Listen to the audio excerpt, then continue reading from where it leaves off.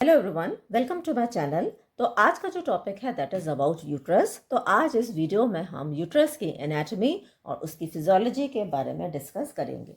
आप लोगों को मालूम है कि हम फीमेल रिप्रोडक्टिव सिस्टम को स्टडी कर रहे हैं और फीमेल रिप्रोडक्टिव सिस्टम को अगर हम देखें तो फीमेल रिप्रोडक्टिव सिस्टम को हम दो भागों में क्लासिफाई करते हैं, primary sex organs and secondary sex organs.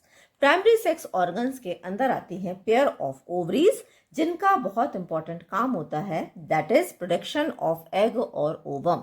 तो ये ओवरीज ओवम को प्रोड्यूस करती हैं और जो फीमेल सेक्स हार्मोन्स हैं ईस्ट्रोजन और प्रोजेस्टेरोन को प्रोड्यूस करती हैं। अब सेकेंडरी सेक्स ऑर्गन्स को हम तीन तरीके से क्लासिफाई करते हैं, external genitalia, internal genitalia and accessory sex organs. External genitalia के अंदर mons pubis, labia majora, labia minora, clitoris, vestibule, इन सभी स्ट्रक्चर्स के बारे में हम डिस्कस कर चुके हैं। इंटरनल जेनाइटिलिया के अंदर आते हैं fallopian tube, uterus, cervix and vagina. तो जो आज का हमारा वीडियो है that is about uterus and cervix. Accessory sex organs के अंदर आती हैं मेमोरी ग्लैंड्स, है ना। तो आज हम बेसिकली यूट्रस और सर्विक्स के बारे में पढ़ेंगे। तो अगर हम यूट्रस को देखें बेसिकली तो ये एक चाइल्ड बेयरिंग ऑर्गन है, फीमेल्स के अंदर प्रेजेंट होता है and it is a hollow muscular organ. अंदर से ये कैविटी होती है, अंदर से ये हॉलो होता है and basically it is totally a muscular organ. बच्चे को कैरी करने का ये काम करता है and that is why it is present in females. अगर हम इसकी सिचुएशन देखेंगे तो ये एक पेल्विक ऑर्गन है, यानी कि पेल्विस के अंदर ये प्रेजेंट होता है between urinary bladder and rectum. इसका मतलब है, इस डायग्राम को आप देखें यहाँ पे, तो ये जो डायग्राम है this is the anterior view and this is the posterior view और ये जो है ये साइड वाइज व्यू है। तो एंटीरियरली इसके प्रेजेंट होता है यूरिनरी ब्लैडर और पोस्टीरियरली इसके प्रेजेंट होता है रेक्टम और बीच में प्रेजेंट होता है यूट्रस। तो यूट्रस के आगे यूरिनरी ब्लैडर, यूट्रस के पीछे रेक्टम। तो ये बेसिकली पेल्विस के अंदर ये प्रेजेंट होता है।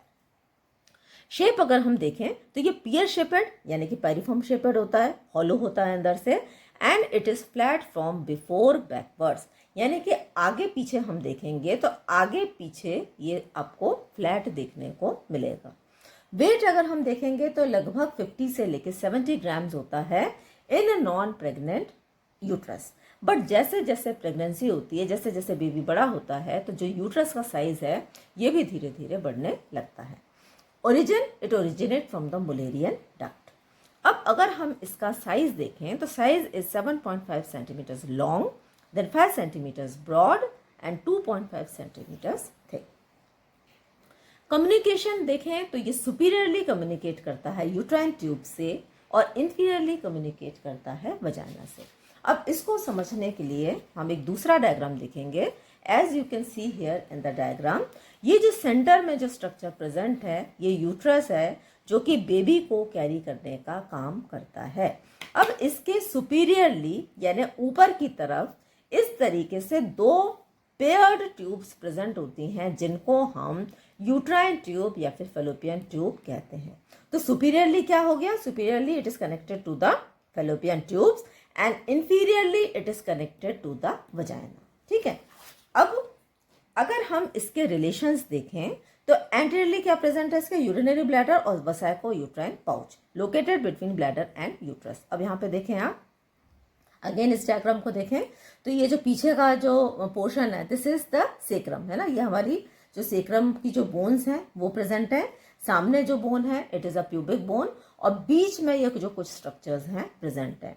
तो यूट्रस के आगे क्या प्रेजेंट है, as you can see in the diagram, uterus के आगे प्रेजेंट है urinary bladder. This is orange colour का जो बनाया है ये यूरिनरी ब्लैडर है एंड वसाइको यूट्राइन पाउच। अब ये क्या है, तो आप यहाँ पर ध्यान से देखें, यहाँ पे ये पिंक कलर से जो ड्रॉ किया है एक लेयर है जो कि एब्डोमेन से आ रही है, देन ये लेयर यूरिनरी ब्लैडर के ऊपर जा रही है, फिर यहाँ पे भी फोल्ड होकर ये यूट्रस के ऊपर आ रही है और यूट्रस के ऊपर से जाकर फिर अल्टीमेटली रेक्टम से जाती हुई ये आगे कंटिन्यू कर रही है।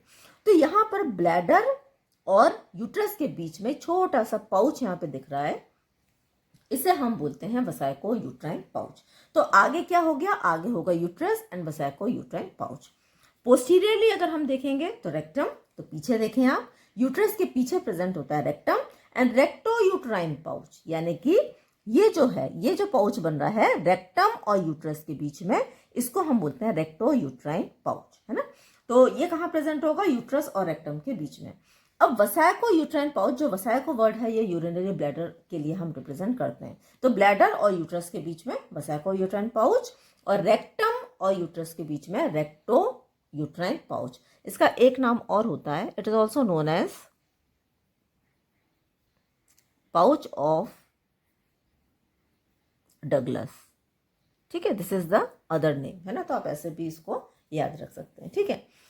अब लैटरली अगर हम देखेंगे तो laterally there is broad ligament, it is a fold of peritoneum that attach the uterus laterally to the pelvic sides, है ना।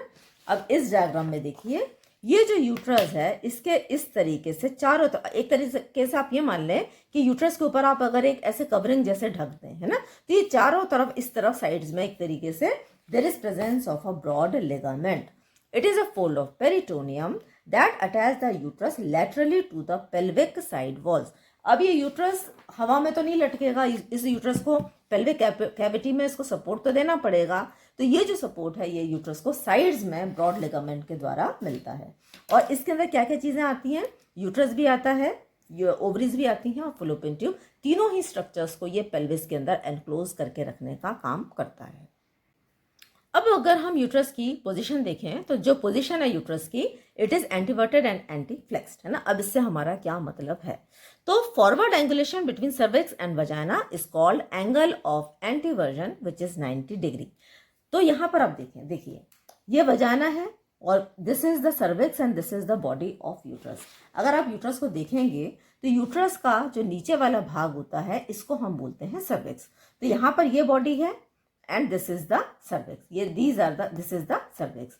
तो हम ये कह रहे हैं कि सर्विक्स और वजाइना के बीच में जो ये सर्विक्स है थोड़ा सा आगे की तरफ फॉरवर्ड एंगुलेट करती है और दोनों के बीच में एक एंगल बनता है और इस एंगल को हम बोलते हैं angle of anteversion which is about 90 degree, ठीक है। अब अगर ये आगे की तरफ नहीं होगा तो ये उल्टा हो सकता है, ये पीछे की तरफ हो सकता है। तो backward tilting of uterus is known as retroversion. तो जो रेट्रोवर्टेड यूट्रस भी मिलते हैं देखने को, लेकिन ये थोड़ी सी एक एबनॉर्मल पोजीशन होती है, ठीक है। नॉर्मल पोजीशन क्या होती है? एंटीवर्टेड एंड एंटी फ्लेक्स्ड। अब एंटी फ्लेक्स से हमारा क्या मतलब है? Slide flexion of the body of uterus at the level of cervix. यहाँ पर आप देखें ये यूट्रस सीधा नहीं है, तो इसकी जो सर्विक्स है और ये जो बॉडी है ये इस तरीके से थोड़ा सा अपने ऊपर ये टिल्ट कर रहा है। और ये टिल्ट किसके ऊपर कर रहा है? इसके नीचे जो स्ट्रक्चर है वो कौन सा प्रेजेंट है? इसके नीचे प्रेजेंट है, ये देखो ये ऐसी है और ये इस तरीके से ये सीधा नहीं होकर ये ऐसा टिल्ट कर रहा है। और बीच में कौन सा स्ट्रक्चर आ रहा है? बीच में ये टिल्ट किसके ऊपर कर रहा है? ये टिल्ट कर रहा है अबव द यूरिनरी ब्लैडर। तो यहां पर जो एंगल बन रहा है, यहां पर है ना ये वाला एंगल, ये जो एंगल बन रहा है जो कि यहाँ पे बताया है, जो कि 125 डिग्री का एंगल है, इसको हम बोलते हैं एंगल ऑफ एंटी फ्लेक्शन, ठीक। Now let us discuss the functions of uterus. तो पहला फंक्शन है इसका menstruation. The uterus sheds the endometrium if fertilization does not occur. तो यूट्रस की जो अंदर वाली लेयर होती है इसको हम एंडोमेट्रियम बोलते हैं। तो अगर फर्टिलाइजेशन नहीं होता तो ये एंडोमेट्रियम शेड करती है। अब ये देखें ये जो यूट्रस है, ठीक है, दिस इज द यूट्रस, ये फेलोपियन ट्यूब है और फेलोपियन ट्यूब के एंड्स में प्रेजेंट होती है ओवरी। इस ओवरी के अंदर जो ओवम है, every month ovum is released into the fimbriated end of the fallopian tube. यहाँ से ओवुलेशन होता है, ओवम रिलीज होता है और ये जाके फेलोपियन ट्यूब के अंदर स्पर्म से मिलता है और यहाँ पे फर्टिलाइजेशन होता है। तो अगर प्रेगनेंसी नहीं हुई और इसकी जो अंदर वाली लेयर है दिस इज द एंडोमेट्रियम, तो अगर प्रेगनेंसी नहीं हुई तो ये जो एंडोमेट्रियम है it sheds off as menstrual blood. लेकिन अगर प्रेगनेंसी हो गई तो ये जो यहाँ पे जो फर्टिलाइज ओवम था ये धीरे धीरे कन्वर्ट होता है ब्लास्टोसिस्ट में और आगे जाकर ये यूट्राइन वॉल में किसी भी यूट्राइन वॉल से जाकर चिपक जाता है, जिसको हम बोलते हैं इम्प्लांटेशन। तो अगर हम देखें इसके फंक्शंस को, तो पहला फंक्शन है इसका menstruation. If uterus sheds the uterus sheds the endometrium if fertilization does not occur, but if fertilization occur uterus is prepare to receive the fertilized ovum from the fallopian tube, है ना। तो अगर fertilisation हो गया तो ये क्या कर लेगा, फर्टिलाइज्ड ओवम को रिसीव करता है फेलोपियन ट्यूब से, and then there is implantation, that is it provides attachment to fertilized ovum and develops and nourishes the foetus during the pregnancy, है ना। तो अब यहाँ पर ये किसी भी वॉल से जाकर ये ब्लास्टोसिस्ट चिपक जाएगा और वहां से फिर प्रेगनेंसी की शुरुआत होगी। और ये जो एंडोमेट्रियम है, अब ये जो नरिशिंग जो फीटस है, इसको ये एक तरीके से न्यूट्रिशन प्रोवाइड करने का काम करता है। देन डिलीवरी, अब डिलीवरी में क्या होगा, at term uterine muscles contract and deliver the foetus to the vagina. अब जब ये बेबी पूरी तरीके से ग्रो हो जाता है, यानी कि 9 मंथ्स के बाद, after 9 months there occur uterine contraction, ये जो यूट्रस है ये कॉन्ट्रैक्ट करने लगता है और ये जो बेबी है इसको ये एक तरीके से डिलीवर करने का काम करता है थ्रू द वजाइना। तो ये 3 इंपॉर्टेंट फंक्शंस हैं जो कि यूट्रस के होते हैं। ओके, अब let us study about the parts. तो अगर हम पार्ट्स को देखें तो यूट्रस को हम 4 पार्ट में डिवाइड कर सकते हैं, fundus, body, isthmus and cervix. Fundus, it is a dome-shaped uppermost part of the uterus just above the opening of fallopian tube, है ना। तो यूट्रस के अगर हम पार्ट्स को देखेंगे तो ये जो ऊपर वाला जो भाग है, ठीक है, इसको हम बोलते हैं फंडस, जो कि upper most part of the uterus है just above the opening of the fallopian tube. यहाँ पे फेलोपियन ट्यूब ओपन हो रही हैं और जो ये वाला भाग होता है इसको हम बोलते हैं फंडस। देन अगर हम बॉडी को देखें, it is a triangular part, it lies between the opening of fallopian tube and isthmus, है ना। तो ये जो triangular part है, ये वाला जो पोर्शन है, इसको हम बोलते हैं basically this is known as the body of uterus। तो ये क्या करती है, it lies between the opening of fallopian tube and isthmus। These are the opening of fallopian tube, और ये जो यहाँ पे एक जो नैरो बैंड आपको देखने को मिल रहा है, this is known as the isthmus. तो इस्थमस और फेलोपियन ट्यूब की ओपनिंग के बीच में ये जो स्ट्रक्चर प्रेजेंट होता है, इसको हम बोलते हैं body. Uterine horns, cornua of uterus, tubal ostia are the points at the upper uterus where the fallopian tube enter the uterus, है ना। तो जहां पर फेलोपियन ट्यूब एंटर करती है, ये वाला जो पॉइंट है जहां से फेलोपियन ट्यूब ये एंटर कर रही है, तो ये जो पॉइंट्स हैं इनको हम यूट्राइन हॉर्न या फिर ट्यूबल ऑस्टिया या फिर कॉर्नुआ ऑफ यूट्रस भी बोल सकते हैं, ठीक। अब जो इस्थमस है, it is a constructed part between the body and cervix. तो अब यहां पर आप देखें, दिस इज द बॉडी, ये फंडस हो गया, ये बॉडी हो गई। बॉडी और सर्विक्स के बीच में एक नैरो कंस्ट्रक्टेड एरिया होता है जिसको हम इस्थमस बोलते हैं। 70% of the isthmus and 30% of the cervix form the lower uterine segment during pregnancy. हम ये कह रहे हैं, जब भी प्रेगनेंसी स्टैब्लिश होती है उस कंडीशन में जो यूट्रस है ये अपने आप को 2 भागों में डिवाइड कर लेता है, upper uterine segment and lower uterine segment. तो जो लोअर यूट्राइन सेगमेंट होता है, तो उसमें जो 70% इस्थमस और जो 30% जो सर्विक्स है ना, यानी कि 70% पूरा इसका ज़्यादा से ज़्यादा भाग और जो 30% सर्विक्स है ये बनाती है lower uterine segment. Then cervix, it is the lowest cylindrical part of uterus that connect the body of uterus to the vagina. It is 2.5 centimeters long. तो यहाँ पर आप देखें बेसिकली, तो ये जो सर्विक्स है सिलेंड्रिकल होती है, 2.5 सेंटीमीटर्स लॉन्ग होती है और ये बॉडी ऑफ यूट्रस को एक तरीके से वजाना से कनेक्ट करने का काम करती है। It extends from isthmus and ends at external os of cervix. तो ये कहाँ से शुरू हो रही है, ये इस्थमस से शुरू होती है और एक्सटर्नल ऑस पर जाकर ये खत्म होती है ना। अब यहाँ पर आप 2 स्ट्रक्चर्स देख रहे हैं, these are the 2 openings, internal os जो कि इस्थमस की तरफ प्रेजेंट होता है और एक्सटर्नल ऑस जो कि एक ओपनिंग होती है जो कि सर्विक्स को वजाना में जाकर ये कंटिन्यू करती है। तो ये 2 ऑस होते हैं, ठीक है। These are 2 openings present in the uterus. It extends from isthmus and ends at external os of cervix. It protrudes into vagina. तो वजाना में आके ये कंटिन्यू करते हैं। अब अगर हम सर्विक्स को देखें तो सर्विक्स के भी बेसिकली 2 पार्ट्स होते हैं। एक है एंडोसर्विक्स जिसको हम सुप्रा वजाइनलिस बोलते हैं और दूसरा है एक्टोसर्विक्स जिसको हम पोस्टो वजाइनलिस बोलते हैं। तो यहाँ पर आप डायग्राम देखें तो ये एक तरीके से दिस इज द सर्विक्स, ये आगे जाके यूट्रस के अंदर कंटिन्यू करेगी बॉडी ऑफ यूट्रस में, और जो नीचे वाला जो पोर्शन है दिस इज द वजाना। तो हम ये कह रहे हैं कि सर्विक्स को भी हमने 2 भागों में बांट दिया, यहाँ से लेके यहाँ तक का जो स्ट्रक्चर है पूरा, इसको हम बोलते हैं दिस इज सर्विक्स। अब जो एंडोसर्विक्स है, जिसको हम सुप्रावजाइनलिस बोल रहे हैं, it is the inner part that lines the cervical canal, है ना। अब सर्विक्स के बीच का ये जो एरिया है ये खाली होता है, इसको हम एंडोसर्वाइकल कैनाल बोलते हैं। अब ये जो एंडोसर्वाइकल कैनाल है, it is lined by columnar cells. Columnar cells इनको लाइन करते हैं। Endocervical canal extends from the internal os to the external os, है ना। तो ये इंटरनल ऑस है, ये एक्सटर्नल ऑस है, दोनों के बीच का ये जो एरिया है इसको हम एंडोसर्वाइकल कैनाल बोलते हैं, ठीक है। अब यहाँ पे होता क्या है, basically it consist of glands which secrete mucus, है ना। तो यहाँ पे जो सेल्स होते हैं ये म्यूकस को सिक्रेट करते हैं, और ये जो म्यूकस होता है ये थिक होता है, एल्कलाइन होता है।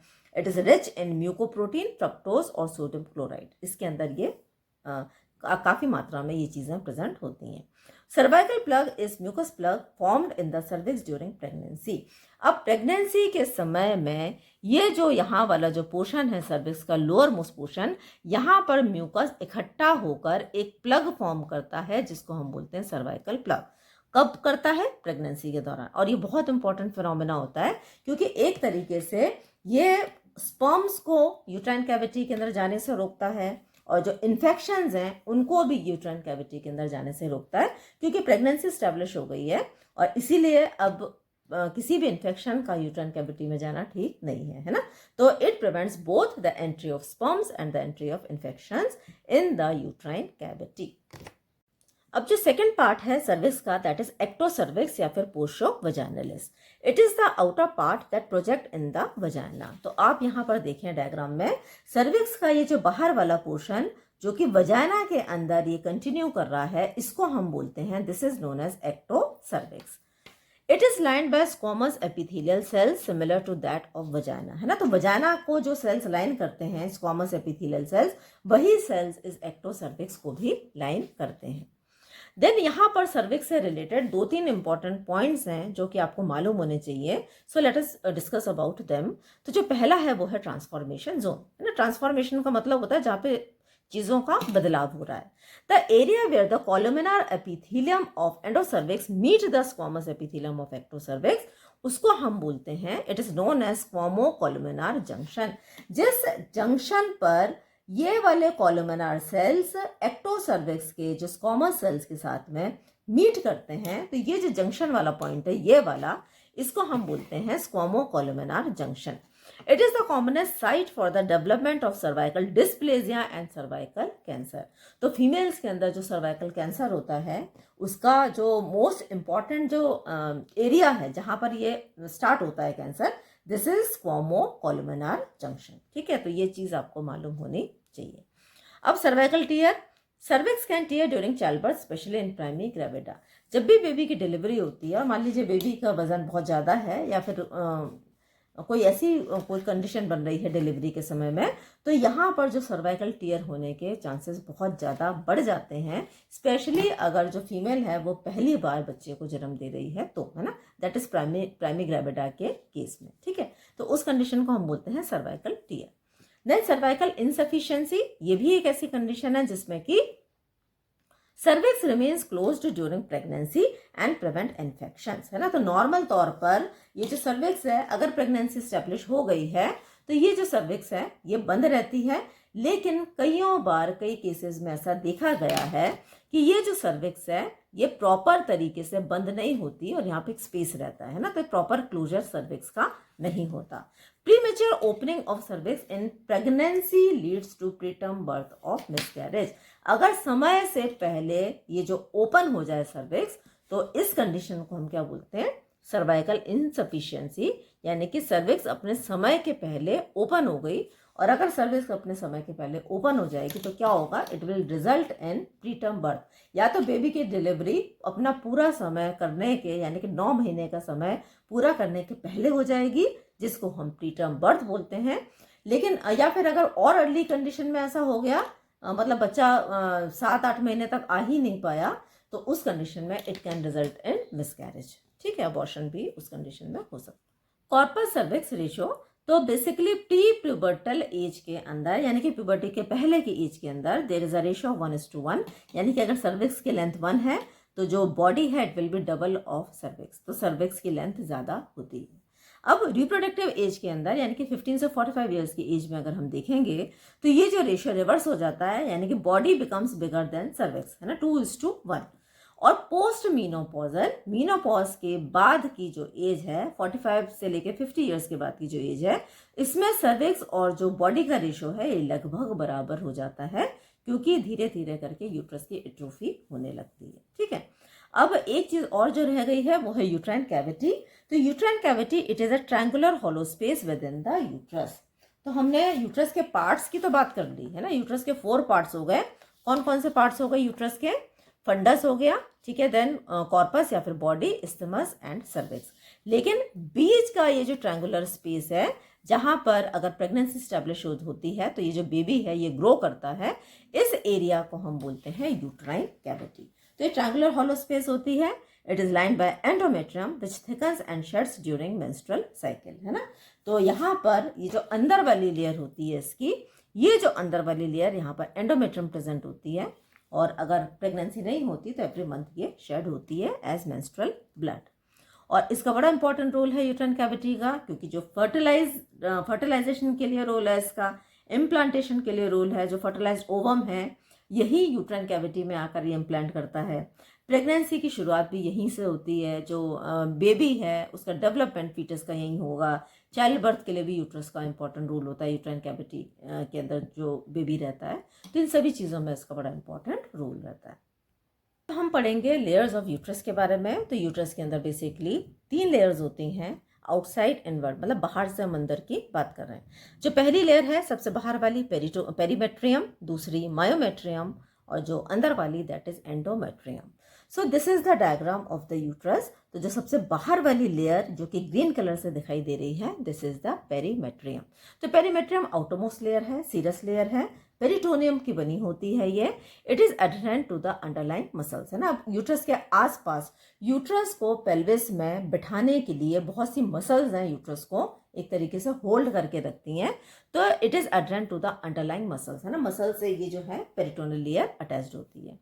मायोमेट्रियम, मायो जहां पे भी वर्ड लग जाता है तो मायो का मतलब होता है muscle. Myometrium it is the middle muscular layer made up of smooth muscles, है ना। तो ये जो ब्राउन कलर की जो लेयर दिख रही है, अच्छी मोटी सी लेयर है, स्मूथ मसल्स की बनी होती है ये। It is the thickest layer as you can see in the diagram, सबसे मोटी लेयर है। It is responsible for uterine contraction needed for menstruation and childbirth. इस लेयर का काम है, ऑफ कोर्स जो मसल्स हैं, मसल्स का एक ही काम होता है टू ब्रिंग अबाउट कॉन्ट्रैक्शन। तो ये मसल इस तरीके से कॉन्ट्रैक्ट करती है, और कॉन्ट्रैक्ट करके, कॉन्ट्रैक्शन की आवश्यकता क्या है? मेंस्ट्रुएशन के लिए।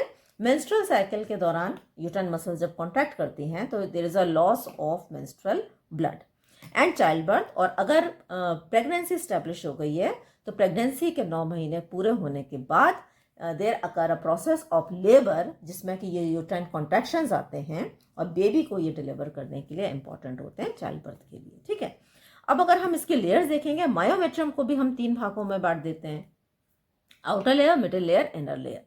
तो ये डायग्राम देखें आप, ये बाहर वाली हो गई पेरिटोनियम, ये बीच वाली लेयर हो गई दिस इज मायोमेट्रियम, है ना। तो इसका हमने डिटेल व्यू यहाँ पर बना दिया।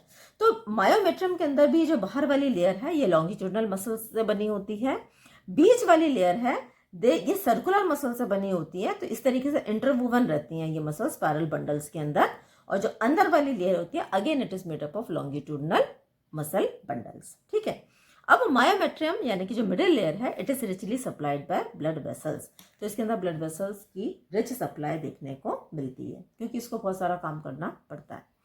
एंडोमेट्रियम यानी कि जो अंदर वाली लेयर है, इस लेयर की बात हो रही है ना। ये जो लेयर है एंडोमेट्रियम इनरमोस्ट लेयर है, जिसको कि कॉलुमिनर एपिथेलियल सेल्स लाइन करते हैं। It thickens during menstruation and shades and divides into. अब मेंसेस के दौरान, मेंस्ट्रुअल साइकिल एक अलग से डिफरेंट टॉपिक है, इसको हम बाद में पढ़ेंगे। तो मेंस्ट्रुअल साइकिल के दौरान धीरे धीरे पूरे जो 28 डेज का जो साइकिल होती है, तो उसमें जो एंडोमेट्रियम है ये प्रोलिफरेट करने लगती है, ग्रो करने लगती है। तो it grows into 2 important layers, stratum functionalis and stratum basalis. Stratum functionalis it is the functional layer and stratum basalis it is the basal layer. Superficial two third layer that sheds during menstrual cycle, है ना। तो 28 days के अंदर धीरे धीरे धीरे करके endometrium thick होने लगती है, और अगर प्रेगनेंसी स्टैब्लिश नहीं होती उस कंडीशन में जो ऊपर की जो 2/3 हिस्सा है एंडोमेट्रियम का, जिसको हम स्ट्रैटम फंक्शनलिस बोलते हैं, ये एक तरीके से झड़ जाती है ड्यूरिंग मेंस्ट्रुअल साइकिल, है ना। मेंस्ट्रुअल ब्लड के साथ में ये एंडोमेट्रियम बाहर आ जाती है फ्रॉम द वजाइना। लेकिन जो अंदर वाली लेयर है, इनर 1/3 लेयर, जिसे हम बेसल लेयर बोलते हैं, it remains intact during menstruation. तो ये जो लेयर है बेसिकली ये एज इट इज रहती है, इसमें ज़्यादा कुछ चेंज नहीं आते। क्यों? क्योंकि it is the layer from which the fresh functional layer is regenerated during each cycle. Her cycle में जो लेयर है उसको रीजनरेट होना है, तो ये जो फंक्शनलिस लेयर से ही अगेन जो ये है नेक्स्ट लेयर ये जनरेट होती है ना। तो ये यहाँ पे देखें तो ये सबसे बाहर वाली perimetrium, then this is the myometrium, then this is the stratum basal layer, और उसके ऊपर का जो 2/3 हिस्सा है this is the stratum functionalis. इन दोनों लेयर को इकट्ठा हम बोलते हैं एंडोमेट्रियम। अब अगर हम आर्टेरियल सप्लाई यूट्रस की देखें तो uterus is supplied by the uterine artery. बहुत आसान है याद रखना। और ये जो यूट्राइन आर्टरी किसकी ब्रांच है? It is a branch of anterior division of internal iliac artery. Cervix की अगर हम देखेंगे तो सर्विक्स को कौन सप्लाई करता है? Cervical artery, descending cervical artery which is a branch of uterine artery. Venous drainage अगर हम देखेंगे तो they drain into internal iliac vein. Lymphatic drainage देखेंगे तो जो अपर पार्ट ऑफ यूट्रस की कहाँ होगी? Pre aortic and lateral aortic group of glands में होगी। कॉर्डुआ की सुपरफिशियल इंग्वाइनल ग्लैंड्स में होगी। लोअर पार्ट की एक्सटर्नल इलियाक ग्लैंड्स में होगी। और जो सर्विक्स की है वो एक्सटर्नल इलियाक और ऑब्ट्यूरेटर लिम्फ नोड्स के अंदर ड्रेनेज होगी। लिम्फ नर्व सप्लाई अगर हम देखें तो uterus is supplied by the T10 to L1 sympathetic nerve, जो sympathetic nerve which arise from the thoracic 10 to L1 segment of the spinal cord। और अगर हम सर्विक्स की देखेंगे तो it is from the S2 and S4, sacral 2 and sacral 4 parasympathetic nerves. तो ये था हमारा आज का वीडियो जिसमें हमने यूट्रस के बारे में, ऑल ओवर यूट्रस के पार्ट्स क्या होते हैं, उसका क्या स्ट्रक्चर है, उसके क्या फंक्शंस हैं, क्या उसके लेयर्स हैं यूट्रस की, आर्टीरियल, वीनस ड्रेनेज, सभी के बारे में हमने डिस्कस किया। तो अगर आपको वीडियो पसंद आया है तो वीडियो को लाइक करें, चैनल को सब्सक्राइब करें, वीडियो को शेयर करें। Thanks for watching.